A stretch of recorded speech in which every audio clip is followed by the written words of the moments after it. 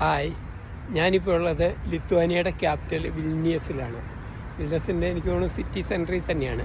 അപ്പോൾ ഞാനിപ്പോൾ ചെയ്യണത് ഇവിടെ കണ്ട ഒരു ഒഴിഞ്ഞ ഇടം, അവിടെ വണ്ടി അപ്പുറത്ത് പാർക്ക് ചെയ്തിട്ടേക്കാണ്. അപ്പോൾ നല്ല വിശപ്പ്. അപ്പോൾ ഹോട്ടലിൽ പോയി ഭക്ഷണം കഴിക്കാൻ 15 യൂറോയാവും, 1500 രൂപയ്ക്ക് മുകളിൽ പോകും. അപ്പോൾ ഞാൻ തൽക്കാലത്തേക്ക് ഒരു തണ്ണിമത്തം മേടിച്ചു. തണ്ണിമത്തന് ഏതാണ്ട് ഒരു 200 രൂപ, 2 യൂറോയേ ഉള്ളൂ. എന്നിട്ട് എൻ്റെ കയ്യിൽ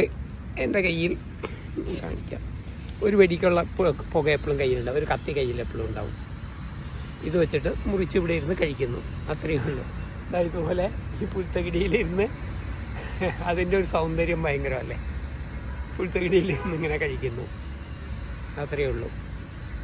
ബാക്കി തണ്ണിമത്തനൊക്കെ നമ്മുടെ നാട്ടിൽ തന്നെ, അതൊന്നും കഴിക്കുന്നത് കാണിച്ച് അങ്ങനത്തെ സ്ഥിരം ബ്ലോഗർമാരുടെ അലമ്പുകളൊന്നും നമുക്ക് വേണ്ടല്ലോ.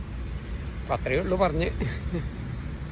പിന്നെ കുറച്ച് ഞാൻ ഡ്രൈഡ് ഡ്രാഗൺ ഫ്രൂട്ട് മേടിച്ചു, ഒരു മിൽക്കും, കാഷ്യൂനട്ട് ആൻഡ് ആമണ്ട് മിൽക്ക് അതും മേടിച്ചിട്ടുണ്ട്.